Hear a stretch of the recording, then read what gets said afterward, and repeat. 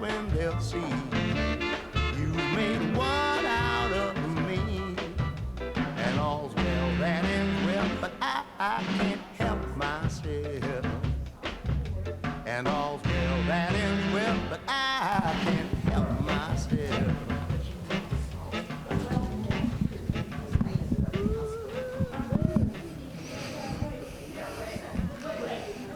Hello. Good morning. Hello. Good morning. How is everyone today? Welcome, welcome, welcome. I am so excited to start this lecture. This is a wonderful brainchild of one of our residents here, Neale Murray. If you don't know Neale, you'll get to know him here during the lecture. He and his lovely wife, Marilyn, live over on Goldfinch and have joined our community a few years back. And Neale is a retired professor, and there's an emeritus professor. Am I saying that word right? Yes, which means highly esteemed, I think, and probably a lot more. But he is a retired art professor and has dedicated his life to art, sculpture, and all of that wonderfulness. So he is coming back and giving us lectures on art, how to look at art. We started last spring with a lecture on modern art and how to look at, you know, all of that, which was a little sometimes difficult to look at. And it was a wonderful sort of end to the series and everything. So now he decided to come back and start at the beginning. So we're going to start at the beginning of art. And today is going to be mostly, I think, I'll let him talk about it, but mostly sort of the beginning of art and how to look at art and understand it. And I have to say a big, huge thank you to Kevin for setting this up here in the auditorium so that we can broadcast this live out to everyone at Otterbein. Hello, if you're out in the neighborhoods watching. I think that's my phone. Yes, sorry. I will click it off in just a minute. But anyway, he is going to give us a lecture, and Kevin's got it recorded, so we will see it appearing again on the OLN channel, but I'm not sure when. Kevin will get that into the programming, and we'll let everyone know once we get that scheduled. But anyway, I will introduce Neale. Thank you very much for coming today.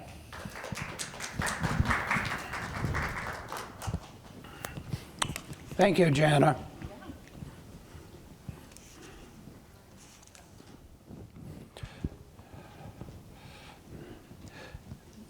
Using this space is right now a kind of experiment. Quite frankly, I much prefer to teach this class over at the theater. If you teach art history to a bunch of seniors sitting in comfy chairs, it forces you to be on your game, so you don't hear too much snoring while you're lecturing. This space is, from my perspective, way too expansive. Art is an intimate subject, and I prefer to teach art in an intimate space. So this is an experimental effort here, and the idea is we're here because we can only record these things here, and we can't record in the theater. Well, I want to introduce this, this course by showing you the textbook that I taught this course from. I weighed this. It weighs 8.5 pounds. Now, this book is used in most art curriculums throughout the country. This particular book, it's called The Jansen, by the name of the author who started this series. This is the 6th edition. It covers the entire history of Western art and is normally taught in art curriculums in a year. just about every art student has used this book or something quite like it in their first year of art education. Now, the book is normally taught in that year with 60 lectures. I've distilled it down to 30 lectures over a 3-year period. So this year, we're going to cover, starting next time, we'll start with cave art, and we'll go through Aegean and Mycenaean art, which is pre-Greek. And then in the fall, we'll have 5 lectures, and that'll be Greek and Roman, Byzantine, and early Christian. Can you imagine a college student hauling this thing around campus with their other books? It's no accident that my daughter teaches art history online with an online textbook, because who wants to haul something like this around? But anyway, I wanted you to be aware this is basically our starting point for these lectures. And today is meant to be an introductory lecture. By the way, my wife and I prayed this morning for my voice. It may be for me to even imagine a 3-year series, because I'm not sure, I think my brain will hold up that long, but I'm not sure my voice will. So I'm going to do everything I can to project my voice and protect it at the same time. We're going to start with the whole issue, the topic that we have here is learning to look. And most of you probably wonder, what is this guy talking about? We all know how to look. Well, I'm not sure we do. Looking at art requires a different kind of looking that we do every day. Every day we use what I call recognition seeing. We simply navigate an environment by recognizing objects, and we move through that environment so rapidly that there is very little time to study the objects. I'm kind of reminded of this right now. This time of the year,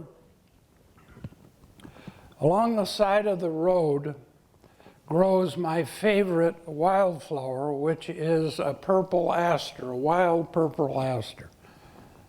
They grow very late in the season, and every time I drive into town, my tendency is to look for the asters rather than looking at the road. And I want to spend more time looking at them than I want to spend on the road. But that's recognition seeing. It's fast, it's efficient, it's what we all have to do to get about in the world. We often don't remember what we've seen. It's just there. It's just environmental kind of seeing. And because of the availability of images in our culture, mostly through the availability of smartphones, we as a culture, because we're surrounded by fast imagery medium, tend to look at images quickly like that, not without studying them. And, oh yeah, that's so-and-so, that's my granddaughter, that's my grandson, whatever. We don't spend time looking at them. And modern artists tend to, I represent an older generation of artists whose work demands slow seeing. But most of the younger generation of artists make a much flashier, much more colorful, much more imagery activist type of presentation to get our attention, because we tend to move fastly through the world, we see fast. The kind of seeing I'm going to ask you to be using during this series is much slower. It's what I call recreative seeing. I'm going to demonstrate for you how we do it, but in fact, because I've already done it to the objects I'm going to show you, I don't even need to look at them. I've spent so much time looking at them that they're etched in my brain. I've spent a lot of time looking at them and thinking about them. I won't even need to look up there. I have the good fortune of seeing both of these objects. I taught art history in Florence, Italy on 2 different occasions. And both of the first objects I'm going to show you are from Florence, Italy. They're from the Renaissance period. Now, this recreative type of seeing that we're going to be talking about is based on minimal knowledge. There's something ironic that I'm starting this historical series with this kind of learning to look, because in fact, you don't need to know anything at all about art history to use the method I'm going to show you. And the whole idea is to empower you to come up with your own seeing, your own observations, your own judgments about these objects. All you need to know to do the kind of seeing we're going to be talking about is the title of the work and maybe its date. What you can get, and you go through any museum, there'll be a label under the painting or sculpture that'll give you that much information. That's all you need to be able to meaningfully look at a work of art and know something really significant about it. Now, the history I'm going to give you can enhance that, but in fact, I want you to feel empowered through this kind of seeing to be able to make your own judgments about what you're looking at. So let's start with the first image. And by the way, we should all be thanking Jana. She helped me put together this series. She's the one that helped me find all these images.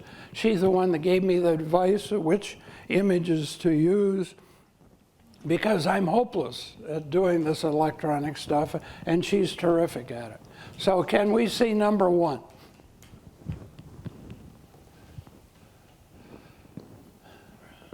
Okay. This is an image probably many of you have seen. The slide itself gives you the information you'd get in a museum. It's actually in the Bargello Museum in Florence, Italy. It's bronze. It's 62 inches high. And that's the basic raw material that we're starting with our seeing.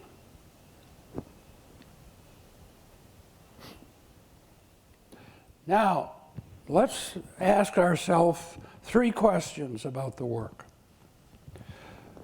The first question is, what is it? This has to do with subject matter.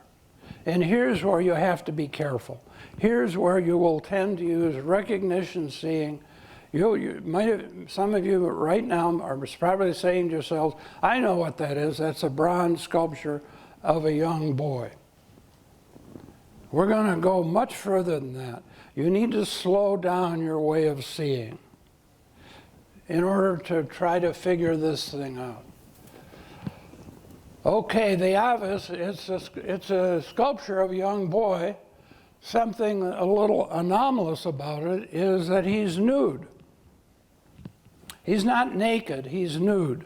Naked implies a kind of self-consciousness about having no clothes.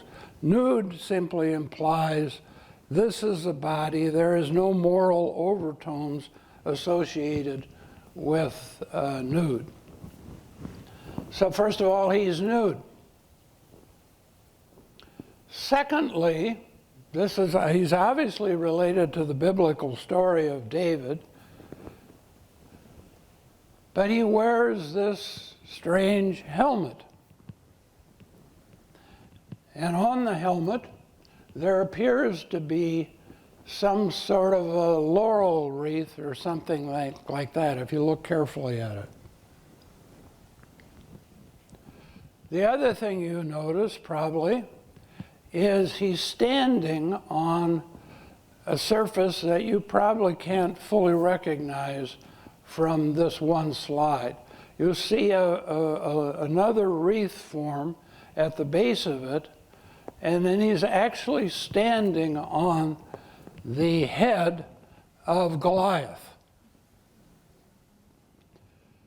And this giant sword that he's holding would be Goliath's sword that he cut his head off with. There's also a kind of helmet shape there that's a part of that. So, and the other strange thing about it is he wears these armor leggings, which of course is not the same thing as what you get from the biblical story. The other thing about it is he's standing in a very casual way. He's not standing in an alert pose. He's standing in a very relaxed, self-confident kind of pose. If you look carefully at his hand, he's holding something. What did he kill Goliath with? A stone. So he's holding the stone. The other thing to notice about him, he's clearly a young man because you see anatomical male plumbing, but in fact, the body is represented in a kind of soft, sensual way. You don't see really sharp muscle definition. So it has a very soft look about it. It's almost androgynous, sort of half male, half female. The other thing to say about it is it's not against a wall. It appears to be freestanding on a pedestal. So you can walk around this sculpture and get a more complete view of it. It occupies the same space as you as the observer occupy. So it's right in your environment. Right? It becomes real in that way. It's not plastered against a wall. Now, how is it? This is the question that most people have a hard time with because you're not used to thinking about color and shape and line and composition and scale, all of those elements that artists use to express themselves. So I'm going to try to walk you through that a little bit. First of all, the statue by its nature has a kind of S-shaped line to it. If you try to draw a line through the center of it, you get this soft, graceful S-like shape as an axis. But then that S shape is countered by diagonal lines. The diagonal, most obvious one, is the sharp, angular line of the sword. That shape is mimicked by the shape of David's arms. And by the way the lower leg is positioned, the free leg, the front leg, you get the diagonal of his lower calf area as well. So you got a strange mixture of kind of curved lines and straight lines. Now the other thing about it is this helmet shades his face somewhat. So you notice his face is somewhat in shadow. And one of the things we could have said about the face as we were talking about subject matter, it doesn't appear to express anything. If you look at the face, even though it's kind of mysterious, it doesn't appear to be happy, doesn't appear to be sad. It appears to be slightly introspective. And of course, the material that's chosen here, bronze, is capable of a very high polish. So that material makes us almost want to touch the sculpture because it's tactilely very smooth. And then he contrasts that beautiful, soft, polished look with all the complicated textures associated with the helmet and then the head of Goliath. So the sculpture has a series of complicated shape and textural contrast to it. Now, I could take that analysis further, but I want to be sure we have enough time to get through our lecture today. Let's ask the question, why is it? What is he trying to express? If you're careful about looking at subject matter and careful about looking at the composition, at some point you should start to have some conclusions about how you feel about it. Barb, you had a question. No, I just think it represents triumph, Mm-hmm. satisfaction. Mm-hmm. Mm-hmm. Any other observations about that?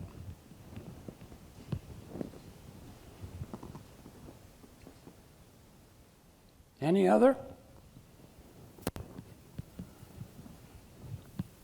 You all agree with Barb on that?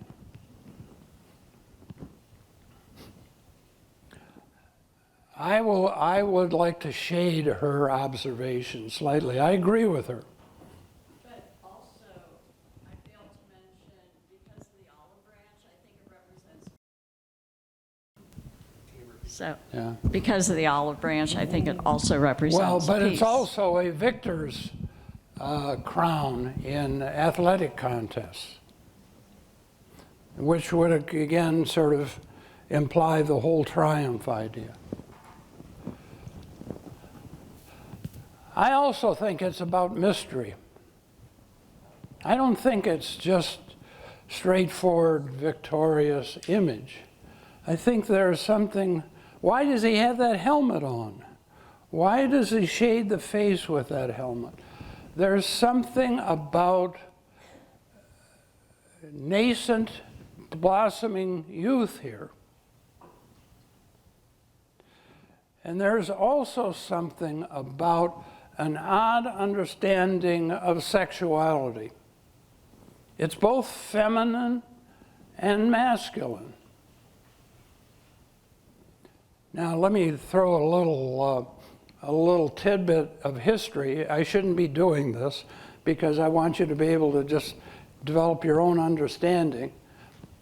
But Donatello was gay.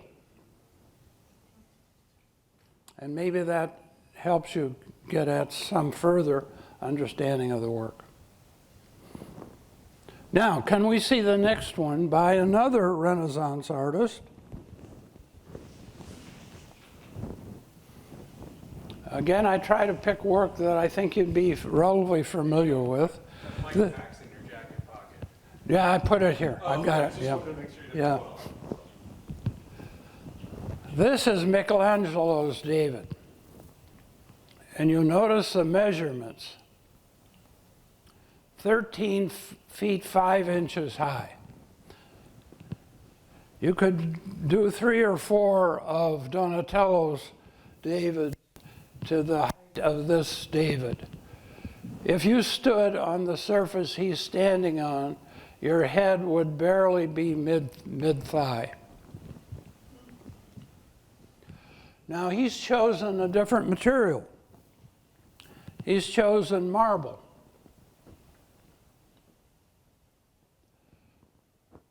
Now let's ask these same questions of this sculpture. First of all, the figure looks more like not a young boy, but a young man. He's more mature than the David we saw before.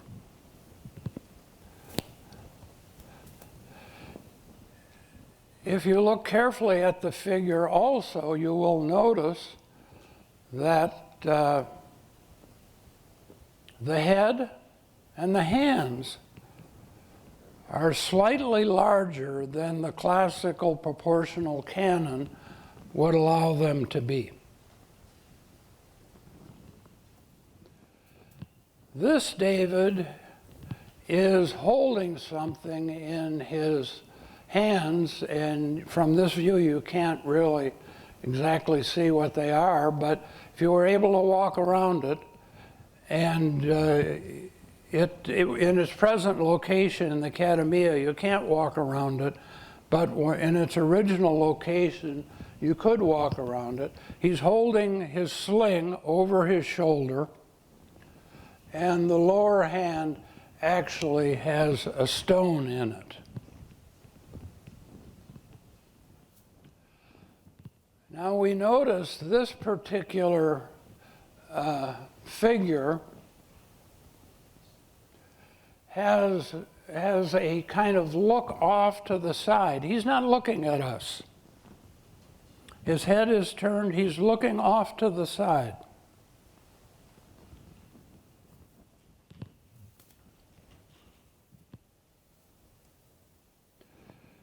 He incongruously is standing on a strange rock-like shape with a root form behind it. And that's simply a concession to the material of marble, because it needs that extra root form to help support the weight of the thing.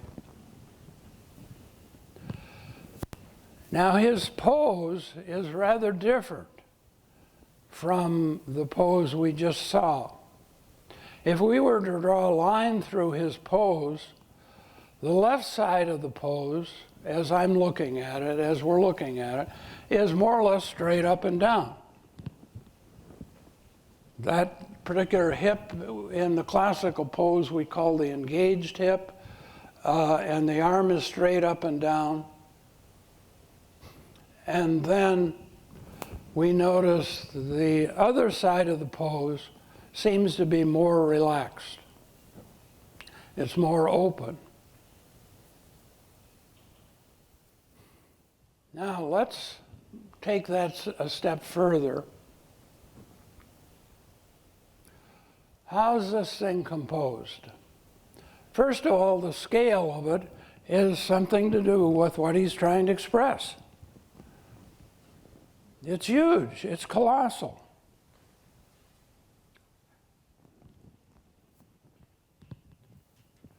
The other thing about it is, of course, it's like the bronze David we just saw, it's a beautiful material. It's Carrara marble, which is a pure white marble mined in Italy.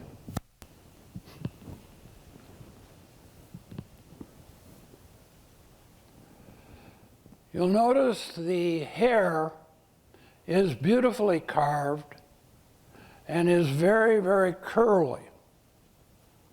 So there's a kind of turbulence up in the head area that's connected to all those curls and twists of the hair.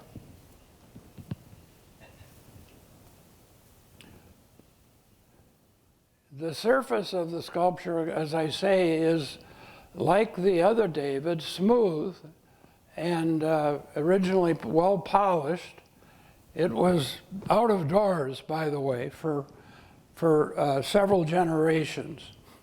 And in one of the many Florentine battles that happened during the turbulent time of the Renaissance.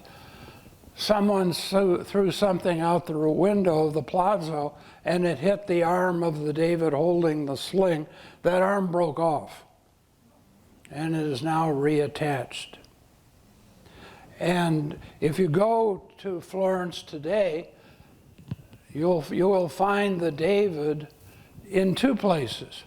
This is the original David in the Accademia, and a copy of it is now where the David originally stood, to save it from further damage. Now, I've intentionally chosen sculptures that have to do with the same subject matter, both from the biblical tradition, but having rather different interpretations of the subject. You'll notice here, we don't see Goliath. There's no sign of Goliath.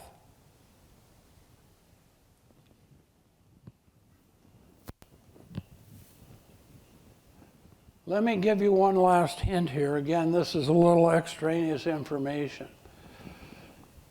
This obviously was a huge hunk of stone. It had originally been part of a contest that a sculptor less gifted than Michelangelo started carving on. And it was so huge, he just gave up on it. So they reinitiated the contest, and Michelangelo won the contest. Now, this previous sculptor had sliced away a huge amount of stone from the right side, what is we're seeing as the right side of the rock. So Michelangelo had to conceive the sculpture shifted off center in the block of stone that he had left to carve with. And so his idea probably partly grew out of that simple, necessary fact that he doesn't have any stone over here. He's got to be able to think about this thing using this odd-shaped piece of stone he's working on. Okay, let's ask that last question. What do we think this means? Anyone? Yes? Well, from this angle, I always thought his face looked rather pleasant, and it's over. But when you walk around toward the right as you face it, and you look at his face hard on, he looks much more battle ready. Yeah, it's very intense. It's very different aspect, I think, which, sorry, you can't see from this picture. But that's right. So I always wondered, was this before the battle or afterward? What do you think? I actually thought it was perhaps before. Yeah. Whereas the last David, of course, we saw victorious after the battle. This David is probably before the battle. Now, what else is going on here? Why is he looking off to the side? Barb? He's focused on getting ready. If you notice his right arm, it's clenching the stone as if he's getting ready to throw it at his object. In this case, it's who we discussed. And the other arm is for the balance of the sling. And his legs are in a position where he where if he's ready to throw with his right hand, then his legs have to be in that position so that they could come around, I think. Anyone else here? Yeah, Earl. It bothers me that both statues are nudes, which would make sense if they were Greek or barbarian, but a young Jew would not be nude. I'm sorry, I didn't get the last. A young Jew would not be nude. It's unrealistic. This partly, you notice, for most of you probably most of you from a Protestant tradition, the whole idea of a biblical figure without any clothes on is bothersome. But both of these statues were made in the Renaissance. Now next year we'll probably get to the Renaissance and we can say much more about it. But the main theological idea of the Renaissance, opposed to the medieval ideas, was that God made the world, and the world is beautiful, and we worship God by worshiping the beauty of the world. And the human body becomes the main Renaissance focus of that kind of theological understanding. The Renaissance fully embraces the world. It's not medieval. It's not looking to heaven. It's here and now. And it's trying to make things as real as possible. Now let me add a further interpretation here. I think he's looking off to the side because Goliath's over there. And what Michelangelo typically does in his work, he creates a certain kind of energy in his sculptures because we anticipate action in them. One of the main achievements of the Renaissance was the rise of learning, the rise of intellect. And this isn't just a beautiful, pretty boy David that we just saw. This is an intelligent David who's thinking about how he's going to attack this monster. So it's before the action, and therefore he tells us a story without telling us a story. He doesn't give us a whole story. He just gives us enough of the story for us to imagine the ending of the story. And that's the way he gets us engaged emotionally on what the work is about. Now, I want to keep my eye on the clock here. I think we're in good shape. I've been helping you a little bit in this process. I now want you to do this all on your own. I'm not going to give you any help at all. Work from the same period. It's going to be late Renaissance. The first David was very early Renaissance. Michelangelo is high Renaissance. Titian, who's the name of the third artist, is late Renaissance. Both Donatello and Michelangelo were Florentines, at least originally.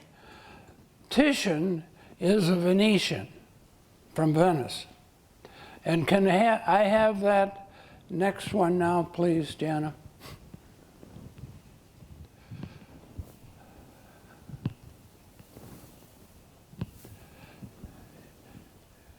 This is a painting by Titian. Notice the scale of it. Jana and I, when we were checking things out here, saw several versions of this painting. This is the one I want you to see. But we saw darker and lighter and brighter colors and so on. I've seen it in the Academy in Venice. It's a huge painting. Notice the size of it, 9 foot by 6 foot. That's it. I'm not going to tell you any more about it. Now, let's together, and I'd like to get as much participation from you all as possible. Let's start with the obvious. Let's start with question number 1. What is it? What is the subject matter? And instead of one person giving us everything they see, in order to spread the observations around, I'd like each of you to give me one aspect that you recognize in the subject matter of this painting. Okay, do I have any hands here for the first taker? Yes. The sticks form crosses in two different occasions.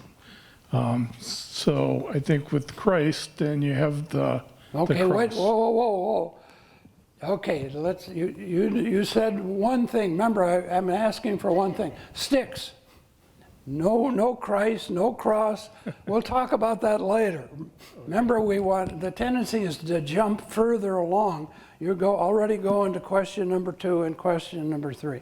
Let's start with further observation. We got sticks. Okay, another one.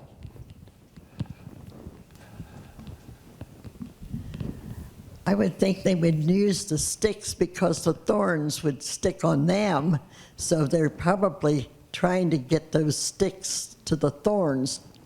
Do you see any thorns here? I don't see any thorns, so they must be somewhere in the back that they're trying to work with it to try to get to the thorns, because they don't want to handle them with their hands. Okay. Other observations over here, yes. The submission of Christ to the brutality of his attackers. I didn't hear all that. Okay, the submission of Christ to the brutality of the attackers. Okay, you're interpreting already. Give me subject matter observations here. Give me one subject matter observation. A bare foot. Pardon? A bare foot. A bare foot. Okay. That's what I'm looking for. Let's dumb this down. Don't take it too far. Just obvious stuff. Yes, here. The man with his crutches. A man with crutches. Okay, where do you see the man with crutches? Right corner. On the far right. Okay. They're unified. Mm-hmm. They're unified. They're unified. Yes, they're all participating in the same thing that they're doing. They're unified in what they're doing, so they have a strong belief in what they're doing. Okay. Yes. There's lights, and it's indoors some way. Okay, can you identify anything about, you say it's indoors. Can you identify anything about indoors that helps you say that?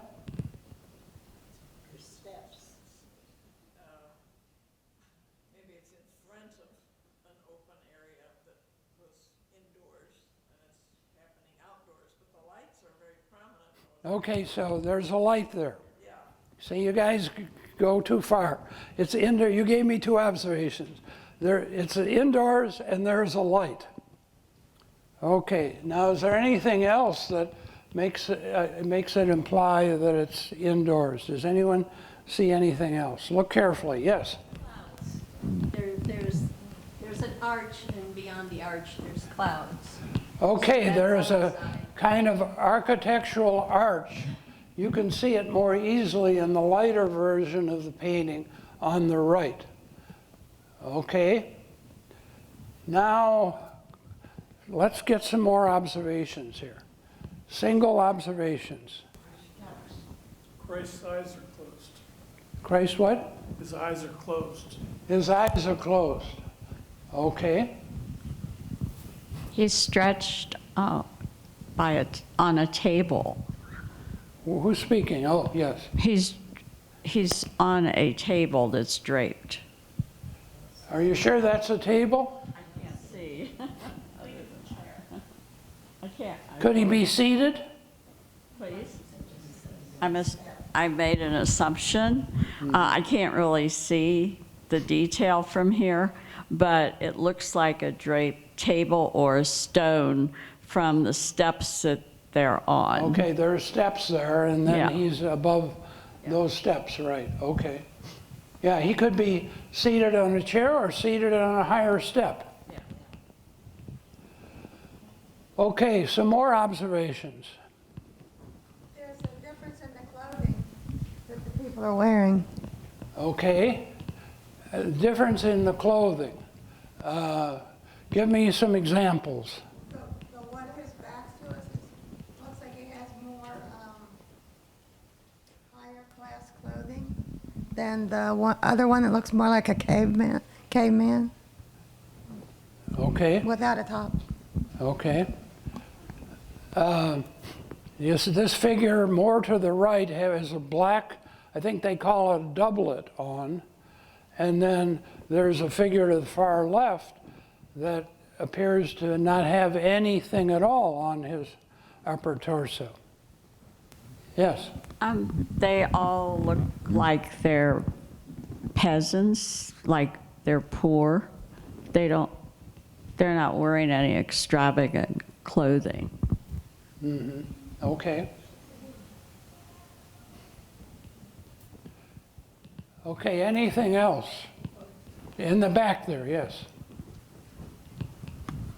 I'm fascinated by the light in the upper right-hand corner, which makes me believe that, makes me believe that it could be outdoors rather than indoors, because it's such a big kind of a torch-filled fixture with multiple torches.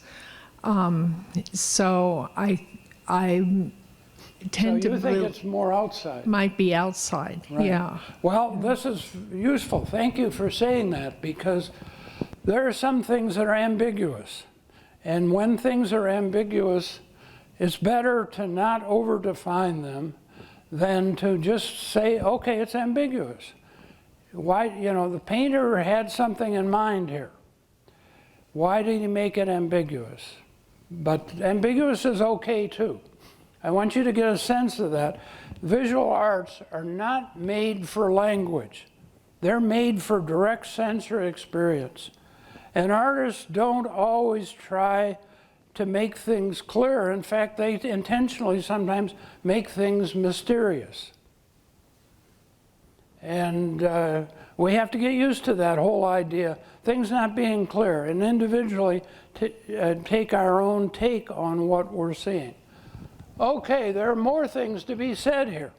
Yes? It looks like they're all men. It looks like they're all men, but the one in the lower right corner looks like it's maybe a child. Okay, yeah, look at the height in the lower right corner. We talked about crutch, that those could just be sticks lined up with an arm of another figure, but look at the height of that figure in the lower right corner. It's not as big as the other figure, so it could well be a child. Okay, now, actually we could go further with this, but just subject matter. But I think I want to keep a track of our time. Tell me about shape, color, line, value. We're not talking about subject matter anymore. We're just talking about composition. Tell me, you're going to be a little more reluctant to do this because you're not trained to think about composition. Jean. The central figure is brighter than anything else. Okay. The central figure that we've identified as Christ appears to be brighter. Okay. What else, composition? I'm sorry, what? Especially on the left. On the left, the figure on the left. It's really bright. Okay. Some more. I think this is where Ed's comment before about the swords or the sticks being crossed and making lines in and cross shapes. Okay, so we've got these stick shapes we've identified earlier, and they're making a lot of diagonal lines throughout the painting. So, and you remember when we noticed David, we had the sword line, which was a sharp diagonal contrasted the softness of Donatello's David's body. Okay. The center, the artist has done the picture so all the attention is drawn toward the center of the picture, which makes that the key subject matter. Everything else around it is balanced. Color-wise, the center is the lightest portion, which makes you think that it's angelic to me because of the light. Okay. Okay, other compositional observations here. Someone?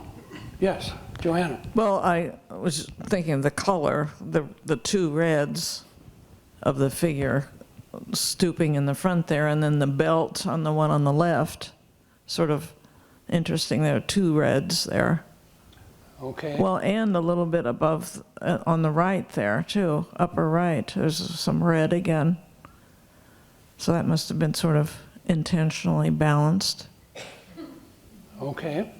Okay. So you're getting a hint of color there, but it's not very strong color, is it? You're identifying it as red, but it's, if you look at the overall painting, it's not the brightest red you could come up with. No, but it certainly stands out. Right. Okay. Other compositional observations here. I'm interested in the gentleman in the black. He's looking away. He's the only thing that isn't focused to the center of the painting. What's he looking at? Okay, now which, you're saying the Christ is looking away? No, I'm sorry. The gentleman in the foreground with the battle axe in his Okay. hand. He's looking And off to the side. And he's looking Yeah. away. What do you think he's doing there? Yes. I think he's looking to see who. I think he's looking to see who's there with him, because they are fully clothed, where the one on the left is just got a wraparound type. So that there might be a distinction in the power of the people. I have a feeling when I look at him looking back like that, he's calling more people to beat Jesus. That's why you see that diagonal thing coming up out of his hand area. He's pulling people forward. I think he's lost blood, and that's why he's a lighter color. I think it's an archway with steps, and the lighting is for lighting along the archway, and the streets were very dark, and that's where they have him preparing him. Okay. Some more observations. Yes, Earl. I don't think any of the tormentors look like priests, which I kind of would expect to be the central ones. They probably, at least in terms of the biblical narrative, they were soldiers, pilots, entourage of soldiers. Yeah. Other observations. I think you guys have missed a really big one here. And I'm actually giving you some hints in my language usage there. Just to stand up here. Who would be the tallest figure?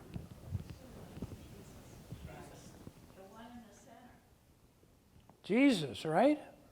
Look at his scale in relationship to these other figures. His leg is already down on the second step up. If you imagine him standing up, he's a big guy. Now, maybe that has something to do with what this painting is about. Why did Titian make him a big guy being beat up by all these other people?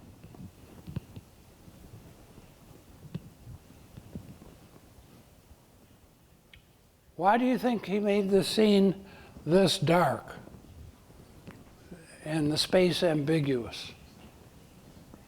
We don't know if it's indoors or outdoors. Why? So everybody can, is this on? So everybody can look up to the figure. Mm-hmm. Godlike. Uh-huh. When you look up to God, this figure represents looking up to God. Okay. Yeah, notice our viewpoint here. Barb just used the phrase, looking up. Try to imagine where you are when you look at this. Your viewpoint is lower. And you're, as Barb just observed, you're looking up. And artists pick those viewpoints to tell their narrative, to tell their story. I'm sorry, what? Did someone speak? Anyone? Where they're taking it.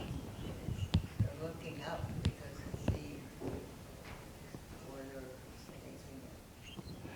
taking it. We're looking up to the where he's going to be hung. Uh-huh. You're thinking that of foreshadowing of heaven, is that what you're thinking of? Yes. Being up? And nobility of the stature of him, too. Nobility is an interesting word you just used. Yeah, he's the only figure seated. Use the word nobility. Kings are the figures that are seated, and everyone's attention, they're seated usually on a pedestal up high, so everyone can see them, everyone can pay attention to them. And that also indicates their status among human beings. Is this originally an altarpiece? Originally, I'm sorry, what? An altarpiece in a chapel? I'm not sure where this painting was located. It could have been, but I'm not sure where the original painting was. I saw it in the Academia Gallery among other Titian paintings. Any other observations about the work? What do you think? What, does this touch you? Does this move you at all? It moves, I think, maybe because it's very sad. It makes me very sad. Uh-huh. Yeah. Are you sad for the Christ, or are you sad for humanity? Sad because it's happened and it's too late to do anything about it. Okay, good. Yes? Could the little girl be holding crutches for Christ? Well, that's conceivable. Again, there's this issue of ambiguity. I'm not saying you're right or wrong. It's not very clear there. Now, you notice how long we've spent looking at this. This is what I'm talking about as recreative seeing. I want you to be able to leave here and be able to walk out of this room and be able to talk about what's in this painting. That's what recreative seeing is. You get it so etched in your mind that you can then recreate it. You probably won't have the drawing skills to be able to draw something like this, but you should be able to talk about it in some kind of authentic way, and also be able to say something about how it touched you. Artists don't make art to impress people with their skill. They use their skill to say something. They don't make art for art historians to make students memorize dumb dates. They make art to touch all of our hearts. And if you give it time, if you give it energy, you've got what the artist is looking for. And this room can be full of interpretations about this painting. I'm not suggesting one authentic interpretation. But make your interpretations based on careful observation. Don't just throw things out without having some concrete something in the work that makes you think that about it. That grounds you to the experience that the artist put into the work. It's time for us to stop now. Thank you for your participation here. We're debating about this space. Frankly, I'd much prefer to do this in the smaller room. I think it'd work better here, there than here. But Janet and I will argue about that over the week, and we'll see what's going to happen here. Thank you all for coming. Yeah.